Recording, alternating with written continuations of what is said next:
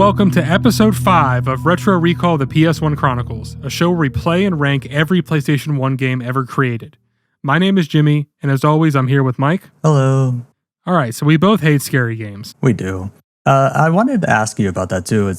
Why do you hate scary games? I just don't like the tension, really. I just get really uncomfortable, I think. We've talked about this, I think it was literally the last episode, or two, whatever. I hate horror games, but I do like horror movies. Correct. Same with me. The reason for me is whenever you're watching a horror movie, I think of it as you're on a roller coaster. You're strapped in for the ride. The movie's guiding you through the scary parts. When you're playing a horror game, you're the one controlling that ride. And I think just being in control of what you're looking at and when you're moving, that's what adds the scariness to me. Yeah, that's true. Another point for me is when I watch horror movies, typically I avoid the ones with jump scares anyway. Not because they scare me or what, it's just annoying, especially how much a lot of movies rely on them. And most of the time when you're playing a scary game, that's all that they are. Yeah.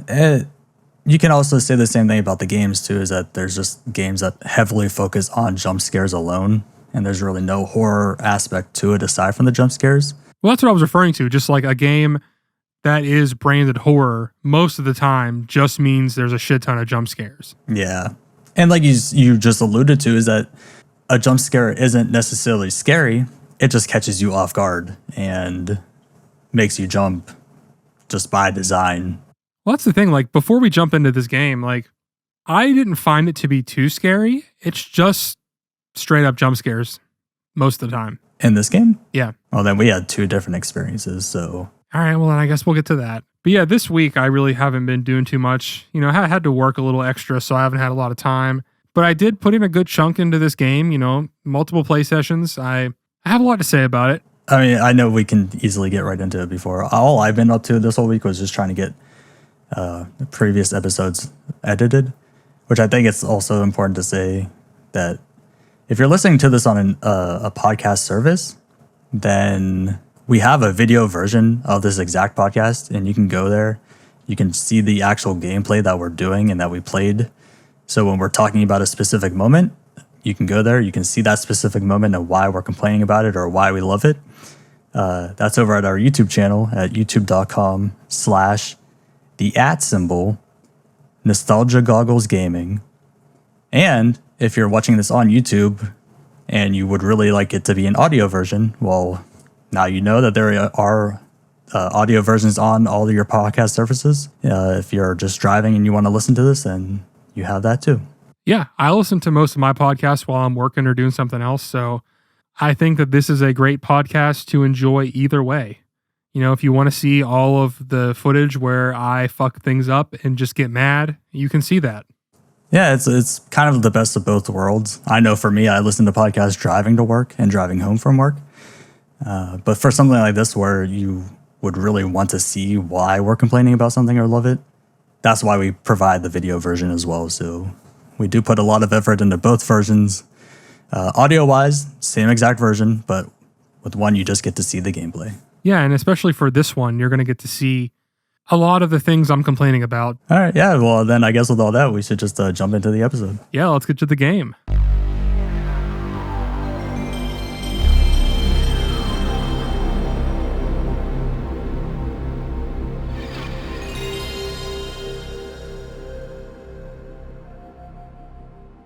So Alone in the Dark, The New Nightmare was released on May 18th, 2001. Notably, a very late PS1 game. The PS2 came out in 2000, so why this is on the PS1 and not the PS2, I have no clue.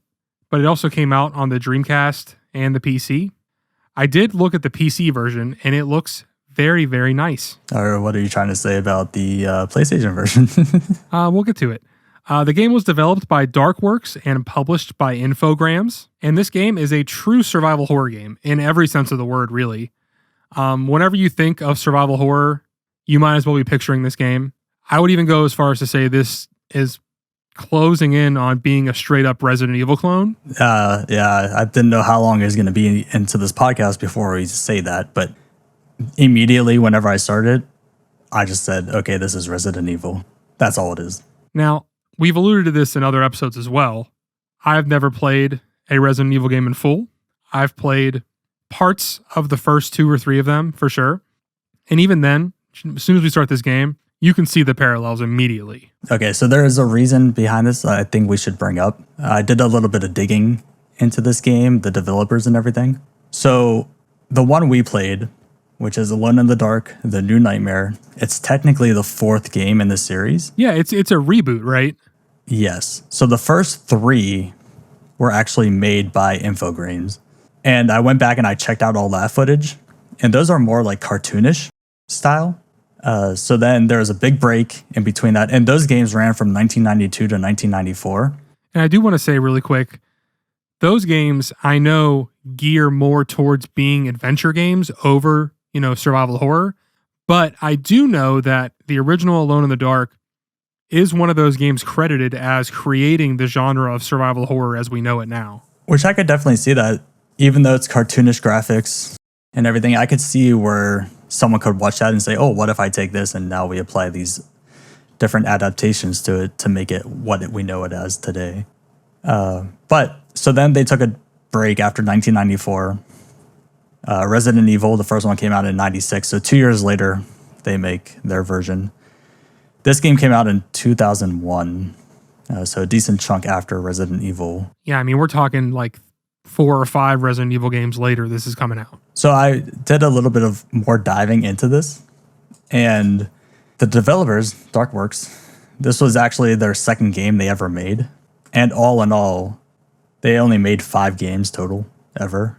So the one right after this, it got canceled, and then they had another full release called Cold Fear.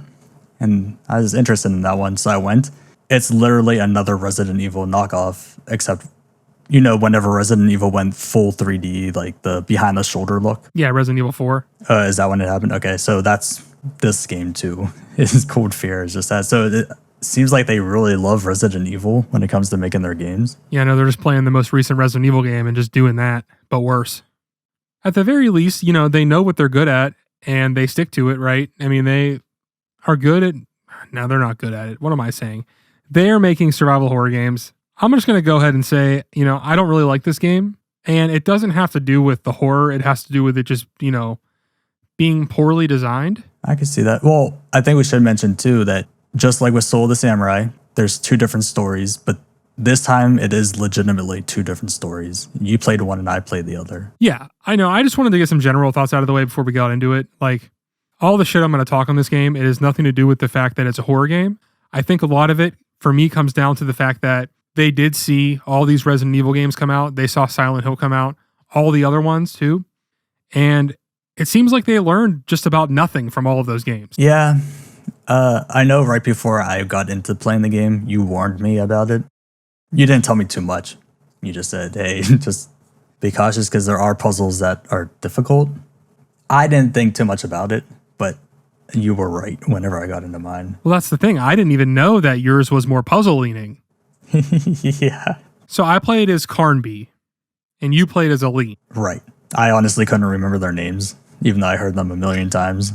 So I will say I remembered the names because I kept accidentally hitting the button to use the walkie instead of hitting the map. Yeah. So he just kept going, Aline? And I did the same exact thing where I kept accidentally hitting the map instead of running because for some reason the L2 trigger is just run. And I don't know which game does that, but for some reason I just kept wanting to hold that to run. I kept messing up the controls throughout this whole game. And, I don't really remember the controls of the other PS1 survival horror games. But, holding square to run didn't feel right. Really? I thought it wasn't too bad for me. I didn't think it was anything that was awkward, for sure. I don't know. I guess I just wasn't really, used to... I didn't know what to expect going into this, right? So, adjusting to the controls, I just kept messing it up. And I don't know if I ever truly got a grasp on it. Because, even at the end, I was still hitting the wrong button for the map and shit. It's just, I don't know. The controls are weird. But they're not weird enough for that to be a negative of the game. That one's mostly just on me. So how much did the tank controls throw you off? They didn't really bother me too much just because I expected them. Oh, okay. So in the very beginning, I'll kind of give this away that my character starts on top of a mansion roof. And the way she's facing looking at the camera. So naturally, I pushed down to run towards the camera, and my character kept backing up. And I'm like, what the fuck are you doing, character? Go forward. And I could not for the life of me figure out why. And then I pushed up and she went forward. I'm like, oh, damn, I forgot that this was a thing. Yeah. And, while I knew it was coming, that didn't make me get used to it any easier. And as I played the game, I would frequently just like mess up and either get hurt or just go the wrong way. It's, with these kind of games, you have to kind of get used to tank controls again. And it takes a little bit. Yeah. After the last episode, Einhander, you had to leave early, but Kyle and I were talking a little bit more. And we were talking about tank controls. And it brought up something that we both never realized, that we just got so used to how gaming is today that we just completely forgot that tank controls were even a thing, or how bad, not even bad, but how difficult it is to readjust yourself to play those older games again. So it did take a long time for me to get used to it. I'd say about half hour, 45 minutes in, and then I was really like, it became natural again to use those controls. Yeah, I would say it was about the same for me. And now that you bring it up, like I can't even think of the last time before we started doing this show that I would have played a game with tank controls. So exactly. And it's something we should both keep in mind, because going forward, we are going to play more games that have tank controls. So I think it's kind of nice that we're getting into it now. We'll get used to it. And then when later games come in along, we'll just pick it up faster, I think. Yeah, and I don't inherently see tank controls as a negative either. Like, it is a product of the time, but I don't think it necessarily makes a game worse. You just have to adjust to it. Yeah. Yeah, and back in the day when this is what we played with all the time, it was just natural for us. So when we picked up a new game, it had tank controls, we just instinctively were good at it. And so I think it does add a little bit more difficulty to the games that we're going to play. But that's not on the game's fault. It's just us being used to modern games. Yeah, and anything I have negative to say here isn't going to be about the controls. Well, I kind of have some negatives about the controls, but... Well, let's just jump in. Whenever I first started playing, my first note is the opening cutscene is sick. And I really enjoyed the music at the title screen. It was fucking scary. You thought so? I just think that the music really sets the tone. And I think that the music makes you think it's going to be a lot scarier than it is. Do you mean the title screen, like with the game title, or do you mean the intro, like cinematics? No, like once you get to the actual title screen where you're at the menu. Oh, yeah. Yeah, I love the opening sequence. In my notes, I put it's very CSI-ish. Yes. The way that the narration is over top of it, like that typical cop show drama. The music, I loved during the opening sequence, is like a Tim Burton-esque music. So it added like mystique to the game on top of the detective work. So then getting into the game, I noticed that the music, for me at least, went downhill pretty fast. I don't know if you felt the same way. Well, even like the first cutscene, because like, there's the scene before the title screen, and then once you start the game, there's the actual opening cutscene. Once I got to that and I started, hearing the voice acting and the music, I'm like, man, I don't know about this. Mm-hmm. And then once I got into the actual game, I was like, all right. The voice acting, some of it's not bad, but when two characters are talking to one another, it really feels like just two different people having a conversation, but not with each other. Yeah, it's like they're doing voiceover, not together. Correct. Which it made me realize when you see it, when it's done well in video games, you just don't notice it. But when it's done bad, it really stands out. Yeah, it's strange. It's like sometimes the voice acting's pretty good. You're like, yeah, this is fine. And then you just get a line and you'll be like, what the fuck?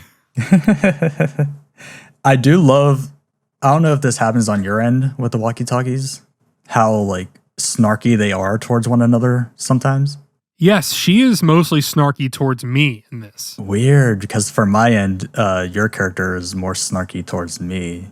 I wonder if the dialogue is mostly the same. Maybe. So I guess we should talk about how we start in this game, because it's going to be a difficult episode to do, because unlike Soul of the Samurai, we both had two very different encounters with this game. So I know like we start on the airplane. I know that cinematic is the same, and then this airplane goes down. and we end up on this island. My character ends up on top of a mansion. Where does yours end up? I end up in the woods, like outside of the mansion. Okay. Well, so there's like these whole discussions where like they're talking and he's like waving his flashlight so she can see him. Do you not have that? Okay. Interesting. Because on mine, I wave the flashlight so you can see me. So it seems like a tutorial then of, okay, this is how you bring out your flashlight, which makes sense from each side of it.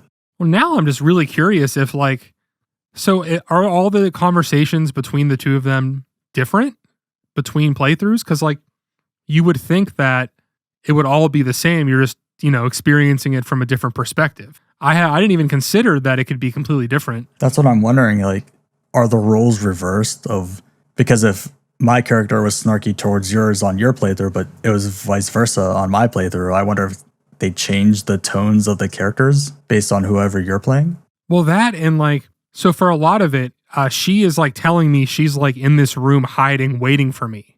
So I'm assuming it's not the same because obviously you're not just waiting in a room for me. No, you're wrong. There was a time I was in just a room. So the conversation was, hey, I'm stuck in this room. Can you come save me? Okay, yeah. And then I have to go and like move the thing out in front of the door so she can get out. Right. Now, the way they do that on my end is that there's a hidden mirror that I can go through. And so I'm kind of like progressing the story in that sense while your character is doing something like you're doing your end of it. I also went down there too, I think too. Oh, and you got to look through that little view hole. Yeah, and then there's nothing else down there. No. So this is interesting then. How long did you stay in the house? I never made it out of the house. Oh, okay. So you start outside, you make your way up to the house, and then you got to get inside. So once you're inside, my entire like play session was me moving around the house, unlocking doors, finding items, solving puzzles. I looked at like a playthrough afterwards, and I guess like pretty soon after I was done is when you move outside of the house and the rest of the game takes place outside of there. But for the entire 3 hours that I played, I was in the house. Yeah, I did about 4.5 hours, and I was in the house pretty much 99% of that time. Dude, you don't have to play that long. Jesus Christ. We'll get to that. But I was convinced that the entire game took place in the house because of how long I put into it. So was I. And just how much running around I was doing and trying to get doors unlocked. I was like, wow, each story from each person's perspective is about 3 hours. So I'm like, wow, if I'm going to spend 3 hours in this game, in this house, I wonder how they're going to keep it fresh. So it was nice to see that there is a time you get to go outside. Yeah. So I'm just going to start where my playthrough started to take some wrong turns here. Yeah, I'm curious to where it went wrong. So first of all, the enemies in this game are way too bullet spongy, and I feel like most of them you have to kill because you can't get past them without taking damage. Yeah, I can agree with that. So very early on, as Carnby, there's this part right before you get into the mansion where you're going through the sewer, and you're trying to go through this big area, and there's these little monsters that jump out, and they attack you really quickly. So you have to hurry up and turn around and shoot them, or they'll drag you underwater and move you back to the beginning of the area. So as I was doing that, I'm wasting all of my ammo because I can't make it. And I keep not turning back fast enough once I get close to the end, because the final one before you reach the end is really fast. And if you're not quick, they'll take you all the way back to the beginning. It's just straight up a mean part for no reason. Interesting. And that's all like leading to get into the house, right? Yes. This is like the first part of the game. And where I fucked up was when I first started the game, I was doing our typical thing where we go through all the options, all the stuff we have. And I thought that the item to save was unlimited use. So I used it immediately as soon as the game started just to, get a save. And then it was gone. Now, we'll show this in the footage too, but the saving mechanism I love. It's just a pendant. You have to find these pendants scattered around, and then that's how you save your game. I think that is a good system. The way that it is worded, I did not realize that it was going to be gone. Yeah, so I picked it up immediately, and I didn't read the description of it right away, but just seeing that it said like something of saving, I didn't mess with it. I left it alone, and then whenever I went back and looked at the description, it's so unique, and I love it because you have this whole survival element on top of it, but now you need to specifically choose when you want to save. And I do like that. I like that there's no save rooms. You create the style of game you want to play, right? But anyway, so I'm at this part about after playing for about 30, 35 minutes, and I'm about to die, and I realize I haven't saved. So I'm just like, fuck, running out of ammo already. So that was the first time I started using save states and cheats and stuff to kind of, help myself along, because I really didn't want to replay all of that just because I made that small mistake. But after I finally made it past that, you get introduced to those monsters. Well, this is before this, actually. Never mind. But you get introduced to the monsters that come through a little portal. Did you fight these? Are they the little dog things? Yes. Okay, yeah. That was the first time I died. And they take way too many bullets to kill. It is like ridiculous. Yeah. There's only, from what I've seen, there's only 3 types of enemies in the entire game. There was the dog things, actual zombies, and then little beetles. And the beetles I only saw for about 30 seconds, and then they were gone. I saw more of them. Oh, okay. But I think that's the only 3 enemies you can use or can encounter, right? Well, there's the regular dogs. There's the monsters that come out of the portal. There's the zombies. There's the bugs. Oh, there's regular dogs. Yes. Oh, I never saw those. I only fought them in the beginning of the game. Oh, okay. Plus, there's also different, like, one-off monsters that you fight, too, in my playthrough. Like, there's this one part, you show up and this bed is taken over by tentacles, and you have to kill it to get a rocket launcher. Interesting. I then used that rocket launcher with unlimited ammo, due to cheats, for the rest of my playthrough, because at that point, I had enough. But we'll get there. So, one thing is your gameplay was more action-based, while mine was puzzle-based. Yeah, and just to start it off, really, enemies respawn. There's just a disgusting amount of enemies to kill, and I learned very early on, like I was saying, that you can't really run past them, at least most of them. And I do not understand how one is supposed to play this game the normal way. I have no fucking clue. Now I'm curious to see your footage whenever I do the edit, because for me, it's quite literally the opposite, where enemies weren't that abundant. And whenever I did encounter them, it was like those little dog creature things. I would just run. You run away and run to the room you need to run to, and then that's all. A lot of my gameplay was just running, and then I just stockpiled all my ammo because I never really fought. So there's all these areas that are like hallways, and then there's like 2 zombies in it. And I'm like, how am I supposed to get past him without, taking a hit? Yes. So for those, I kind of just ran straight into the zombie. They would attack you, you push them off, and then that opens up a gap that you can run through. And then I'd run around that way. So you are taking a hit, yes, but if you needed to save ammo, that was the way to do it. Well, I guess that's what I should have did instead of cheating, but I just got so frustrated early on because I lost like all of my ammo killing all these enemies, and they just take so many hits. I'm like, I don't know what to do. Oh, I get it completely. I think I was still in the mindset of Soul the Samurai because I thought we had to kill the enemies before we can progress to the next screen.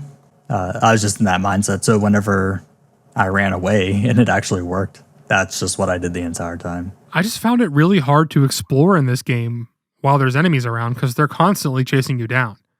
Like the zombies are not that bad, but the rest of them, you cannot do anything while they're in the room. Yeah, there's that one main, like, big room in the center where there's that staircase that goes up and down to the second floor. I found early on, like, I left the room and then I came back, and the monster respawned right away, immediately. I'm fine with monsters respawning, but at least have it on a timer. So if I take X amount of time before I come back to the room, then he's back. To leave and come back immediately and the guy respawns automatically, I don't like that at all. I do agree with you, but it's kind of weird. For the most part, I never really saw enemies in that room too often. Like, and the first time you go there, yes, and then a few other times, but like, of all the times I was going through there and solving puzzles and stuff, almost none of the times there were enemies there. But I found myself, there's 2 main hallways that you keep going through to get to the other areas of the house. There's like the main hallway on the first floor and then the main hallway on the second floor. The first floor one, I always saw enemies in it. And, the game is generous in the way that it plays music whenever there's an enemy in the area, so at least you know. But as I began getting more frustrated with the game, running through these hallways all the time, trying to figure out what key goes to what. Where am I supposed to go?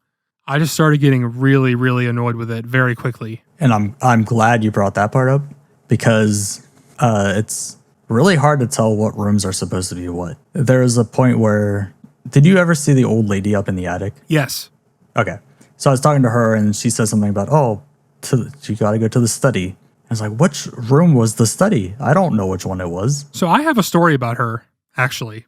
So whenever I was playing it in my first play session, I texted you saying, I'm done. I've had enough. Yeah. So after you meet her, you're supposed to turn around. There's a door back there that you'll have a key for, and that takes you down to the library. Wait, in that room? No, you leave the room that she's in, and in that other room, there's a door that takes you down, and then you can unlock the library. Yeah, you go all the way down to the end of the hallway, and it's on the right. Yeah. Yeah. So I did the attic early, so I didn't have that key yet to go open that door. Oh, okay. Whenever I texted you, I didn't know I had to go back up there because I had already done that whole area and I thought I was done with it. So I had the key for that door, but I was just trying every other door I could think of because I didn't know what the keys I had were for. Mm-hmm. And then I watched a walkthrough and I was like, oh, it was that one the whole time? I did that too. I would go up to a door and be like, all right, let's try this key. Nope. Let's try this key. Nope. How about this one? Oh, okay, that's the one I want. So did you know that you can examine the keys and it'll tell you generally where it's supposed to go? Kinda, but it doesn't really, because I think the one key is like, oh, this opens up the door of the 2F East. I'm like, where the hell is that? Well, I didn't know that you could do that until I was almost done playing.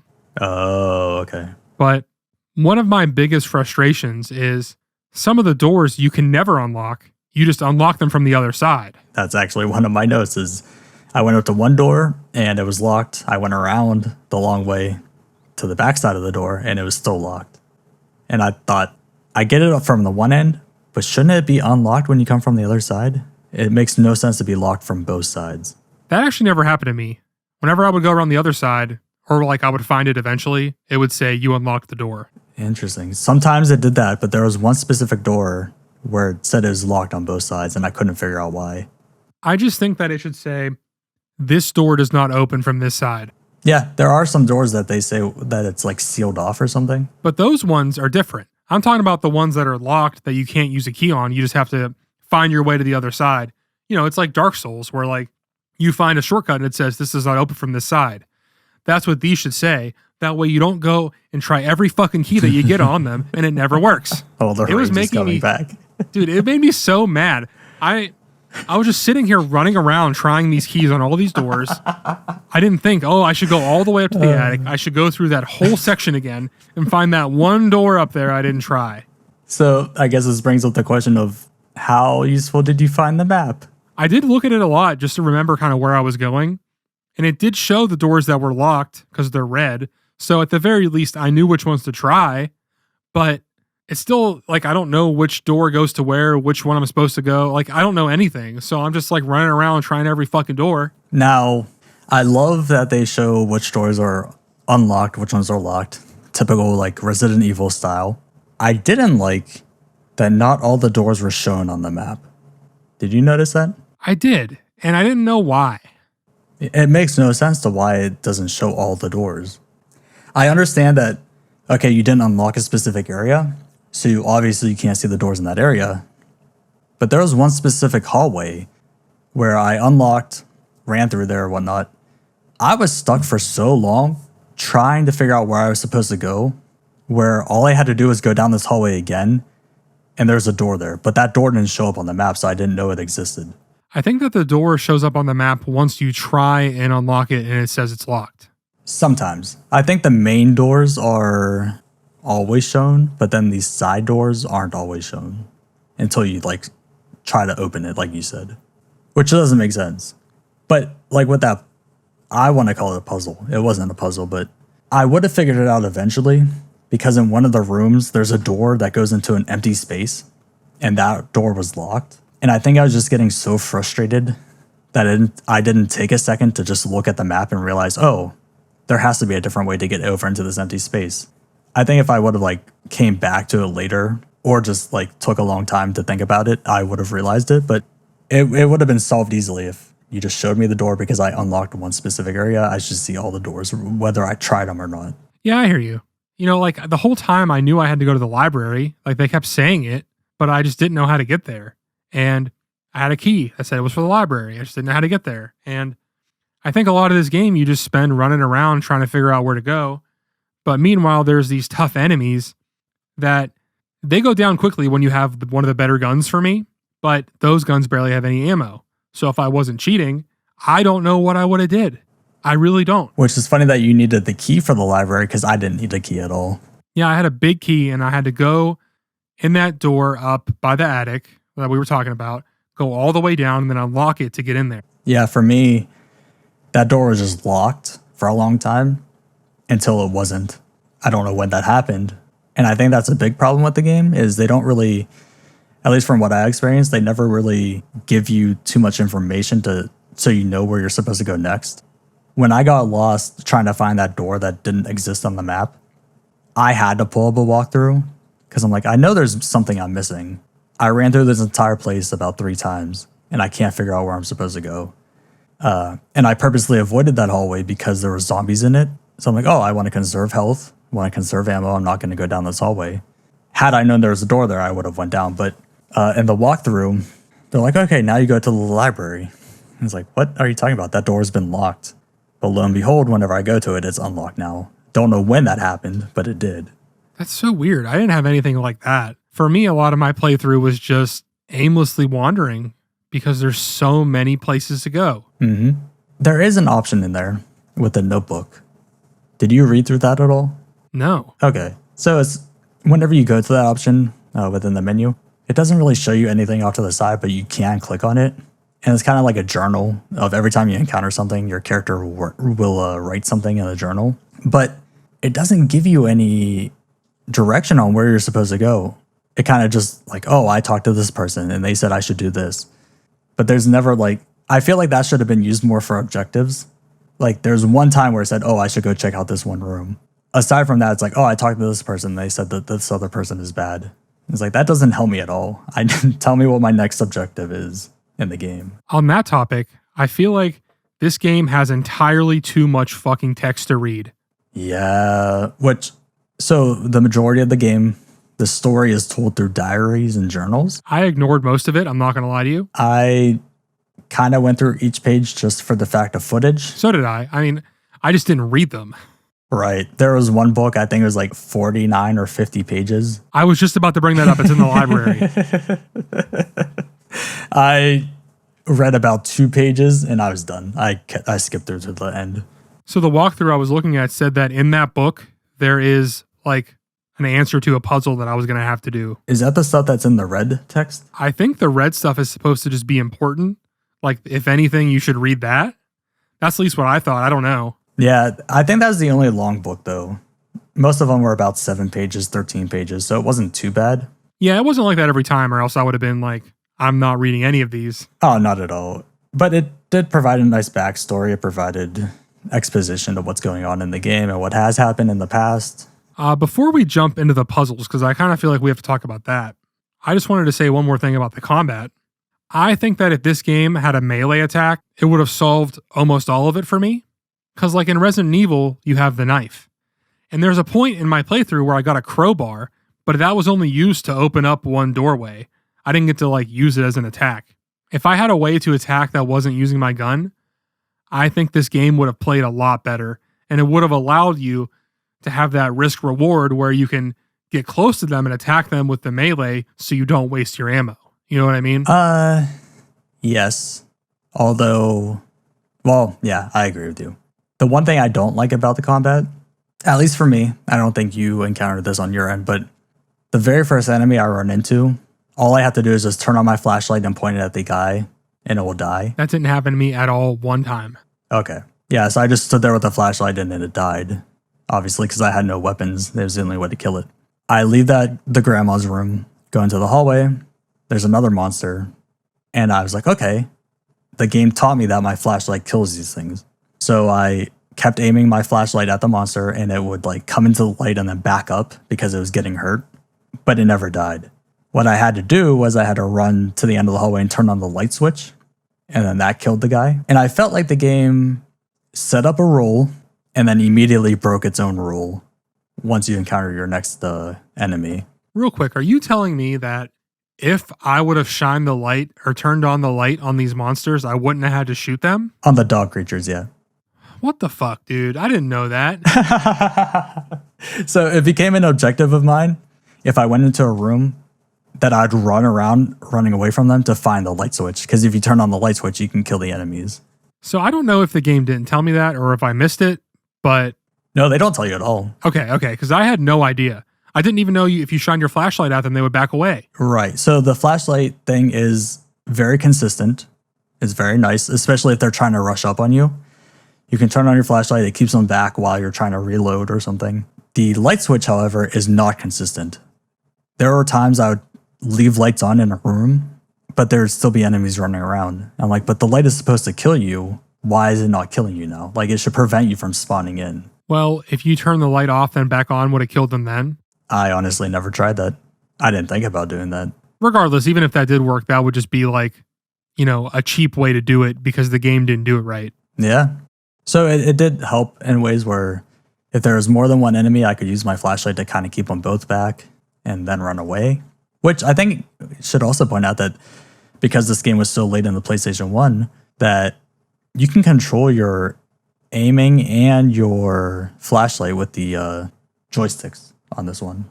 Well, I didn't know that because I'm playing with a controller with a D-pad. Yeah.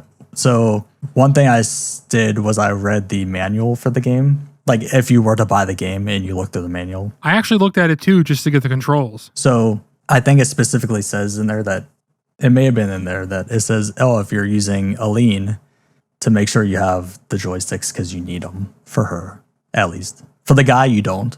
If I would have played as her and then couldn't use my controller, I would have been pretty mad. I mean, I have other controllers, but still. Well, they have it set up too that I think if you hold the L1 button, you can use the D-pad to then aim at the same time. Oh, yeah. I mean, that's how I aimed the gun the whole time in the game. Oh, okay. Oh, you didn't auto-aim. What are you talking about? you hold the button to aim and then you shoot them. What do you mean? If you hold R1, that's auto-aim. You didn't know about that either? No. Oh, no wonder you had such a bad time with this game. Yeah, R1 auto-aims onto the person. The sad part is I was hitting R1 to aim. I just didn't know it auto-aim, so I was still aiming anyway. Oh, yeah. So I think, I've learned a couple lessons as we've been going along here. And I think the main one is I need to be more patient and just kind of like spend a little extra time learning the game and not just going. Yeah. Because I feel like I just go and then it's so hard and I get impatient and then I just cheat my way through it. And I'm like, oh, this was so hard. And then you tell me all these things that I could have done to solve that. So that's my personal note for next time. Yeah. Is as we play more games, I'm going to do better with that. So I that clears up a lot of stuff now. Honestly, this whole playthrough, I only died twice, I think, and it wasn't until late game that I died. The one was just because too many dogs jumped on me, and I got pinned into a corner and couldn't reload fast enough, so they killed me. Regardless of all the stuff that we're saying, like, I still would have died like pretty early on from just the overwhelming amount of combat and the amount of ammo you have to use and just like running out of things. It might have been a little easier for me as I went on, but even just starting out, it was still really hard. Yeah, and that also comes down to just, what's his name, Carnby? So his story is just mainly around fighting. So it's completely understandable that it was overwhelming on your end because if you're just nonstop fighting and you have to reserve ammo at the same time, that would be frustrating. Meanwhile, they're kind of like not really giving me that many enemies on my side. So I think that's why it was a little bit better. That makes sense. And you just brought up story. I think that the story in this game is just nothing. It really is. So I wanted to compare this to Soul of the Samurai for a couple reasons. The dialogue is very much so of, I'm telling you this information because you as the player needs to know this information. And it never felt natural. It's like, oh, I am this guy, and this is my backstory, and this is why I'm evil. And it's like, that isn't natural.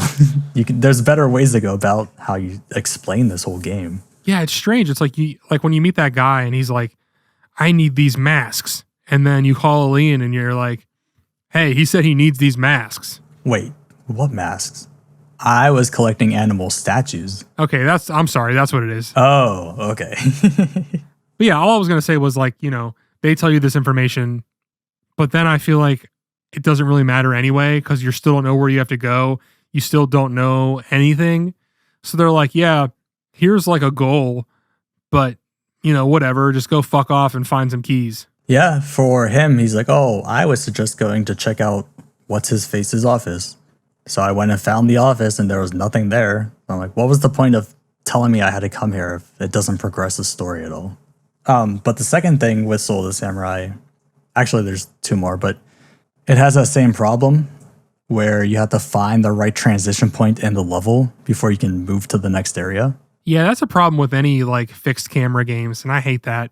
The game also used that to jump scare me multiple times. Really? So it only happened to me once or twice. So it's going to be a nightmare for you to find footage of this. Okay. But there's this part in one of the hallways where I'm walking and the camera's low and an enemy would just jump into the frame. Weird. So like, you're looking at the screen, I'm at like the top, and then you have this low angle all the way down the hallway, and the enemy would walk in from the right. Yeah. And it would play a noise and scare the shit out of me. I never had that happen. I'm sprinting around to like figure out where to go, and then all of a sudden there's a jump scare. I'm like, what the fuck? This hasn't happened to me before. Yeah. That's interesting. Now, did you have to do the mission with finding a mirror for the ghost? I have no idea what you're talking about. I figured. So there's a ghost you find in a mirror, and then he wants a different mirror. I don't understand it. So it got to the point in this game where I was just running away from all the enemies, and I was kind of just stumbling my way like Mr. Magoo style into the right direction. I don't know how I was doing it, but I went into this room. I found the mirror. Cool. Grabbed the mirror, and then it attempted to do a jump scare with like something flashing on the screen. And I don't know. I was like, oh, I guess that was supposed to be a jump scare, but it wasn't very scary. So I don't understand what they were trying to do there. Something like that happened to me a couple times where I'd be in an area and a bunch of like zombies would appear for a second and then they'd fade away. Oh, I never experienced that at all. It actually happens like almost as soon as you start the game. Like if you don't go towards the mansion and you turn around and go the other way, when you get to the gate, there's a scene where a bunch of zombies appear and it's like very clearly supposed to be a jump scare and then they disappear.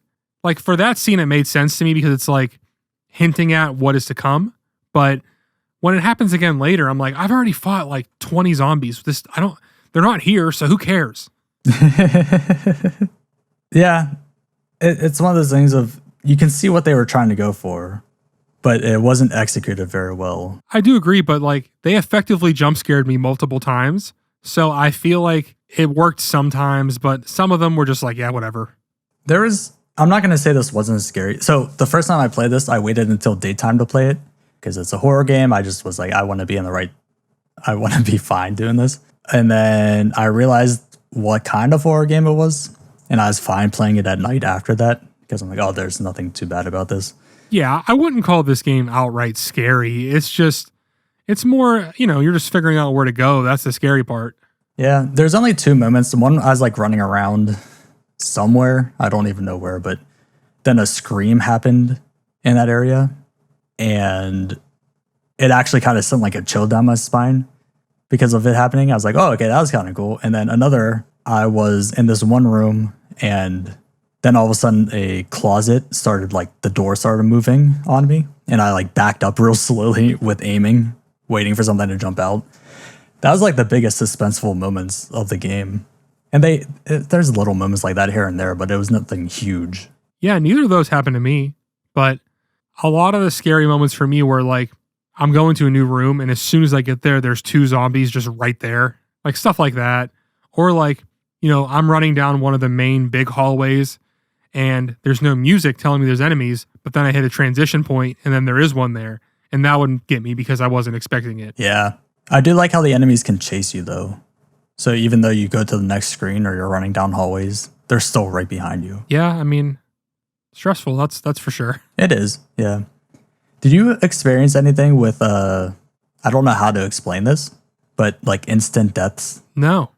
So with the mirror guy I was telling you about, there's an area where you go in and then after you get his mirror, you go to another room. He shows up in a mirror again, and then you can phase through the mirror and go into this weird dungeon area. And luckily, I used the saving pendant right before I did all that. I don't know why. I just felt like I had to. And whenever he you're talking to him. He's like, oh, can I have that mirror? And it gives you a prompt of yes or no. If you say yes, he'll take the mirror from you and then show you yourself in the mirror, and you turn into like a skeleton and die. And it's a game over instantly. That's kind of cool, but I could see why that would be very shitty if you hadn't saved in a while. Yeah. So I was so glad I saved right before that. And then if you say no, you just break the mirror and then you kill the demon. And that's when you get your first statue. I think I only found 1 or 2 statues. I mostly had other random shit for puzzles, and I never really, I don't know, I couldn't solve the puzzles without looking most of them up. There was one that I solved on my own, which made me feel extremely satisfied, but there was another one. I would have never figured this out on my own. There's a room with an owl statue, and I had a wolf mask, and I had to put the mask over the statue. Oh, okay. And it opened up and it gave me a key. I don't think I did that at all. Yeah, like I would have never figured that out on my own. But there was another one where you get this little flask, and there's a thing in the room that has water in it so you could fill it up and then use it for something else. But for me to figure that out on my own, I felt satisfied. But that was one of the only times that I did that. So for the fact that your playthrough was more actiony, it sounds like you did way more puzzles than I ever did. Because the only puzzle I actually did was the library puzzle. I don't know if you had to do that at all. I did one thing in the library. So for context, by the way, I stopped playing right after you get to the library. But I did one thing where I had to put in some numbers and then it opened up a secret door. But that's the only thing that I did. So I think the nice thing about this is as long as you explore in the game, you find the answers most of the time, I want to say. With the library, if you go all the way up to the 3rd floor and then run all the way to the end of the catwalk, it gives you an overview of what the library looks like. Right before that, you get a 3D puzzle piece thing that if you zoom in on it, you can see it matches the same shape as the library. So it's a nice little touch of, as long as you explore, you can kind of figure out most of this stuff, but there's a lot of puzzles that just make no sense at all. Yeah, and I think that's a relic of the whole like adventure roots of this game. Like I would imagine the first 3 in this series are probably filled with that kind of shit. Just because like during that time, adventure games were that. You know, these puzzles that you don't really understand. You're just supposed to try combining random shit or trying whatever you have on different things. Yeah. And like my mind just doesn't work like that. So I would have never really figured that stuff out. Yeah, I definitely, because I didn't realize that you could zoom in on objects. I don't know if you knew that either in your inventory. Yeah, I mean, I never really did it, but I knew that you could. Okay, so if I never read that in the walkthrough, I never would have figured out the library puzzle because of it being zoomed out. I couldn't really see the shape that well. Well, that's the thing. It's like when I first started the game, I tried all the different options in the menu. But then when I started playing the game, for some reason just forgot what everything was and why it was there. So like I was just beating my head against the wall, you know? Which one thing I didn't like, and this goes back to the Soul of the Samurai thing, is after a cutscene, they automatically turn off your flashlight. Did you notice that? I did, and it's very annoying. It is. I don't get why games did this all the time. I want my flashlight on all the time. That's all I want. One note about that flashlight, though. I do think it is really fucking cool that you can illuminate the pre-rendered backgrounds. Yes. I looked it up, and they had to like re-render it at different levels of illumination so you could do that. Which makes me question, if you're going to do that, why not just put more effort into making it a 3D environment? Because you practically are at that point. I don't think that it could be as detailed as it is because 3D was, I mean, you see the 3D models in this game. Like, if the whole game looked like that, you wouldn't be able to tell where to go or what was what. That is a good point. Now, well, speaking of that, so they do the same thing as Soul of the Samurai with the JPEG backgrounds, pre-rendered. How did you think that compared? I thought these ones looked pretty good. Sometimes, yeah. There was definitely a lot where they looked a lot better. There are still areas where it looked really bad. Well, compared to Soul of the Samurai, this looks amazing. Yeah. Comparatively, it's a lot better than what we already experienced. So you said you used the map a decent bit. I don't know if this was a bug for me. Whenever you opened up your map, were you able to see where you were on the map? No, it would just flash the area where you were at. Okay, so I kind of like that. It kind of gives you a sense of where you are, but I don't like the fact of you don't know which direction you're pointing, especially if something's chasing you.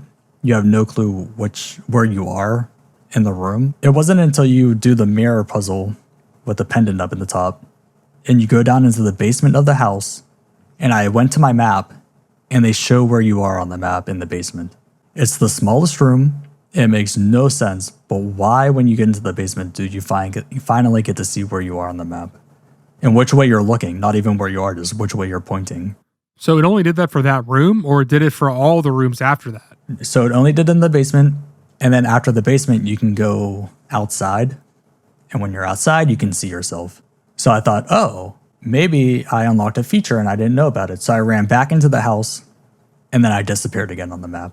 Yeah, that doesn't really make a lot of sense to me. And like, I also feel like if you're going to show what room you're in anyway, why wouldn't you just have the marker there?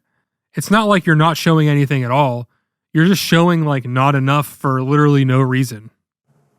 Yeah, because they did have the technology to show where you were. So I don't know why you just wouldn't use it all the time. So there was another thing with the map. Did you notice the light symbols, I guess you would say, on the map? No, I didn't. Okay, I don't know if, I guess I'll see whenever I look through your footage, but on mine, there was very specific areas on the maps where there was a light symbol. That's the best way to explain it. And to me, that read as there's a secret here, but I would go there and I would hit all the buttons trying to figure out why there's this light symbol on the map in this specific area. And I could never figure it out. I thought maybe that means light source, but there's so many light sources in the game. So it never made sense to me. And I tried looking it up online and I couldn't figure out what the answer was to that question. Yeah, I don't know. So I feel like we're getting kind of towards the end of this here. I do have a couple stray things that I would like to bring up before we move on. One, I really hate how you can't reload unless you're out of ammo. Yeah, unless you manually do it through the inventory. That's so dumb to me. And it kind of just, I guess it serves as a way to stress you out, but really it just makes it so you have to pause the game in the middle of combat. Yeah, and it's one of those things where reloading through the inventory is a lot faster than letting your character do it on its own regardless. Yeah, and you know, like I said, I turned on cheats, so like at a certain point, like it didn't matter, but early on, you know, okay, I fight an enemy, I have 2 rounds left, I can't just reload now without going to the menu. There's no button for that. Just doesn't make sense to me, you know? It doesn't. But I can see what you were saying about it adding stress. I get that. Yeah, I mean, if that's the sole reason, then I get it. But at the end of the day, like, you can do it in the menu. So it's just adding extra time. It's not making it harder, really. They're just hoping that you'll forget to do that in the heat of the moment, which I guess makes sense. Yeah, a little bit. I think I answered my own question. But the only other thing I have is I do like that items will shine. Yes. So, like, it is easy to find things.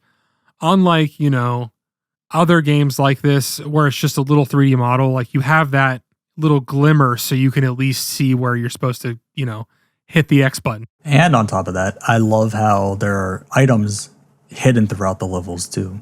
Did you ever notice that?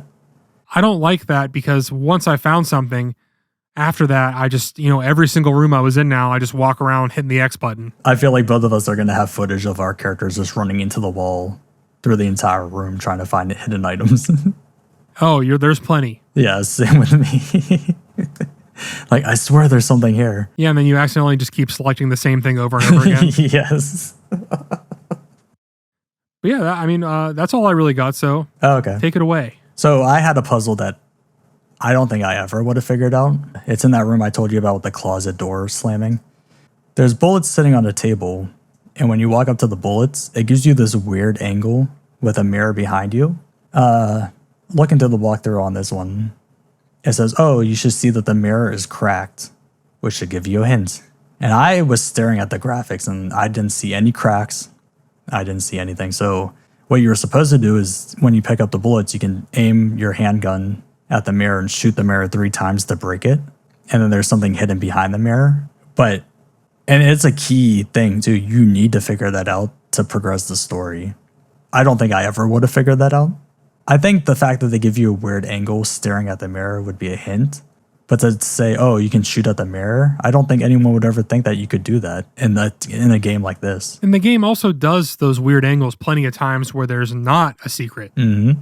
So then why would this one be different? It made no sense to me. It just seemed convoluted to think that a player would figure that out. Yeah, this game has a lot of that stuff. I brought the one up earlier, but... So the other thing, and I believe it's the last thing, is how did you feel about the music? I thought it was fine. I mean, I don't think anything really stood out to me. Nice little fact. Stuart Copeland is the one who made the soundtrack for this game. I saw that. Yeah. I mean, that's cool. Yeah, and for those who don't know, he's the drummer of The Police, and he made all of the music that you know and love for the Spyro series. Yeah, I mean, I remember when I first looked up the soundtrack to Spyro and saw that he did it, I was like, what the fuck? That's such a weird... Oh, but it's such good music too, which is weird because he did such a great job on that game, and this game just feels like it's lackluster. But I guess it's more ambient and more tone setting than anything. Yeah, I mean, I can see what they were going for, but he could have at least had a few more parts that had a melody that sticks with you. I think that would have went a long way. Yeah. And then the only other thing left is that my character was able to climb things and yours wasn't. I mean, I went up ladders and stuff, but that was it. Oh, okay. So with the climbing, did you find that it was necessary to have to make you climb the ladders? I mean, I kind of thought that whenever it came up and popped up like, do you want to climb the ladder? I thought it was just going to put me at the top. Exactly. But at the same time, like, whatever. That's like that's not even one of the things I was thinking about that I was annoyed about. You know what I mean? True. I didn't have that many annoyances, so that one was annoying to me. There's a specific part in the library where you climb a ladder to go outside. Yeah, at the top to go on like the roof. Yeah. And so when you get on that ladder, it makes you go up 2 steps and then you're outside. It's like, why did you make me do this when you could have just put me outside? Yeah, there's no reason to do that at all. The only thing I could think of is to show off that your character can climb, but it's not necessary. But yeah, I think we're coming towards the end. Before we get into the ranking, is there anything that you would do to improve this game? Yeah, I was just going to say, I feel like we kind of just covered all that already. I don't really have anything else to add that we haven't already said. I have a few things. So imagine if there's a quick turnaround button. Like kind of like Tomb Raider. Yeah. Like we don't use the select button at all. So imagine like if you hit select or you did like a weird combination, your character quickly turned around. That would have been very nice. That definitely would have been helpful to like escape a monster. Yeah, because there's a boss in the library where pretty much what I had to do was you kind of run, but then slow down, let him catch up to you. And he'll go to swipe at you, so you run again. And whenever he misses the swipe, you can turn around and shoot him. If there's a quick turnaround, that would have been so much easier, but to time it to spin around fast enough to shoot him was a little complicated. Yeah, that doesn't sound fun. My other one, I would have loved if they labeled the rooms or the areas you were in. Not even on the map. I don't care if it was on the map or not, but like if you enter a room, if a thing popped up and said, you are in the library or the study, and then that way you can associate that word with the room you're in. I think that is a very good idea, and it would have, made it a lot harder to get lost. Yeah. The amount of times where it's like, oh, go to, I forget what it was. I think it was the study. And I went to the room that I thought was the study. And I'm like, is this the right area? It wasn't. And I went to another one that I thought was the study. That wasn't the right one either. I just got lost trying to remember what room was what because I didn't know what the name of that room was. And so the last one I have for an improvement, and I want to get your input on this because I thought this was really a really good idea. Early on, they established the fact that the enemies die with light. Obviously, you found that out on this podcast. Imagine if you take out the guns and you just went all in on the fact that light kills the enemies. So instead of guns and ammo, you had batteries for your flashlight. I'm pretty sure you're describing Alan Wake. Oh, am I? Yeah. Oh, I never played that game, so I didn't know. So I literally played a tiny bit of it, like I said a couple of podcasts ago, but you shine a light on these like shadows and it like, destroys them or like makes them vulnerable. Interesting. Okay. Because my thing is they're all about the light and the dark. So if you just go all in on that, like, yeah, you can turn on the room with light, but maybe an enemy can turn off the lights or something, or to always put you in darkness so you're constantly trying to stay in light. I thought that'd be a nice little touch instead of using guns. I think what a cool touch would be is if whenever you shine them with the light, it kind of like burned them a little bit so you had a chance to get a free attack. Well, that's what you can do. Well, all right. That's what, yeah, you literally just found that out today, so. Well, what if I had a melee weapon and I could stun them with the flashlight and then go up and slice them? Yeah. A melee, I definitely agree. The melee weapon would be so cool to have, and I think would make the game a lot easier and smoother to at least to work your way around enemies. I do agree with you on that. Even if it was a weak weapon or like close range or whatever, like there to me just had to be some other way to attack besides guns. Just with the amount of times that I was forced into combat. Yeah. But I think that's all with my improvements. There was not too much, just little things here and there that I think could have been done. All right, well, before we get to our scores, let's take a look at a couple of reviews, see how this game was received at the time. Couldn't really find anything too juicy as far as like, either talking shit or whatever. This got pretty mixed reviews. GameSpot gave it a 6.4, and they said, fans of survival horror games who have not upgraded to a newer console will find this game to be one of the better titles available on the PlayStation, despite its flaws. And Eurogamer gave it an 8. They said, there's an excellent adventure game here, marred only by a few jagged polygons in places, and unless you're some sort of wussy cushion squirmer, you'll want to make it part of your collection. I included that second one just because I thought that was funny. That's hilarious. And it's interesting, they're kind of close, but not really. Like you said at the top of the show, it is very confusing why they released this so late. And I would assume it's just that they were already in development and the PlayStation 2 came out. I'm double checking right now, but I'm pretty sure it did come out on the PS2. Yeah, it came out on the PS2, but only in Europe. Oh, that's interesting. Also, quick shout out to the Game Boy Color version of this game, which apparently is very good. I did read that too. Yeah, it's out of all the consoles, I was not expecting that one to be on the list of games that this would be on. I mean, I'm assuming it's a completely different game, obviously, but still cool that they did that. Oh yeah, 100%. But between these two reviews, like you said, there's nothing too out there. It's just honest. Yeah, the only real thing that I noticed was GameSpot saying it's one of the better games on the console, but giving it a 6.4. Yeah, and saying despite its flaws. Just strange wording, and you don't see it as much anymore. The numbers usually match what you're what you're reading. But back then, I feel like a lot of these reviews we're reading, it's like, this game is really good. 5. It's like... Yeah, and the fact with the Eurogamer saying like, oh, unless you're some sort of wushy cushion squirmer.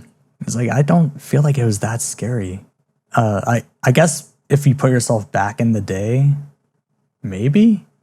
Because I know there's times for like the original Resident Evils that scared me, but is it the fact that they did it better than this game? I mean, if I was the age I was playing Resident Evil playing this, I would definitely be scared. Of this game? Yeah. Oh, okay. Then, yeah, I can understand where they're coming from. And I feel like I'd be the same as a kid. I guess in current days, we can now look at it with a different lens, so it's not as scary. So that's going to bring us to our scores, where I feel like I might actually be lower than you this time. The entire time I was playing this, I always like to think about where you're going to fall on the scale. And I keep going back of, oh, we might be on the same page. But then with this one, I was like, I feel like we might be on the same page, but we might be different at the same time. It's hard to judge your thoughts on this. I do the exact same thing. Like when I'm playing it and I'm like hitting these roadblocks, I'm thinking like, oh, he's going to hate this.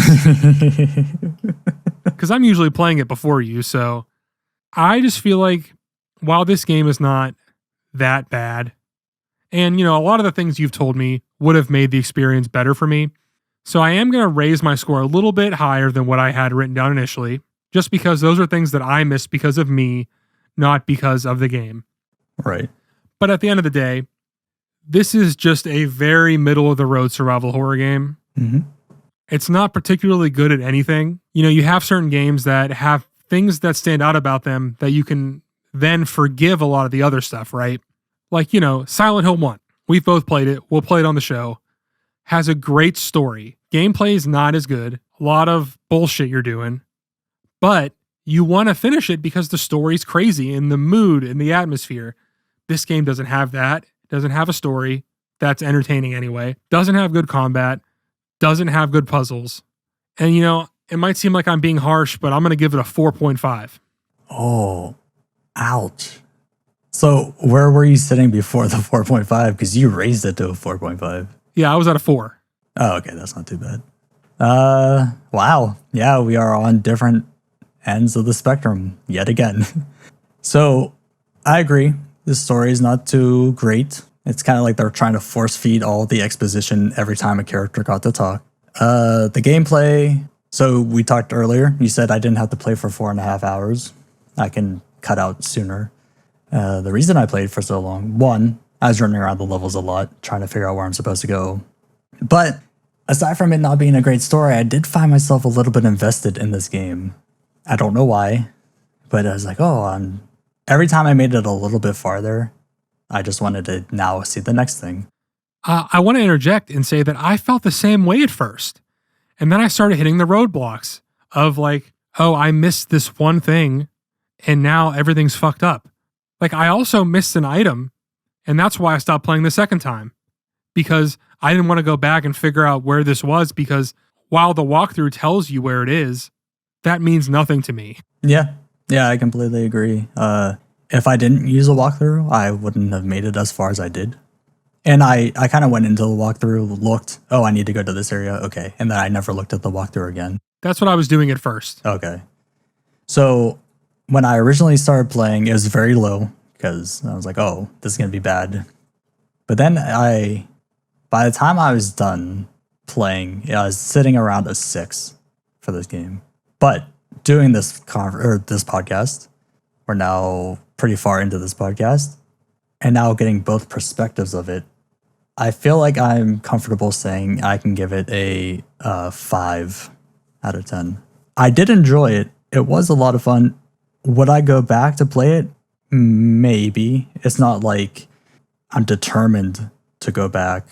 And like I'm like, I want to definitely see where this story goes. It's really not that interesting enough.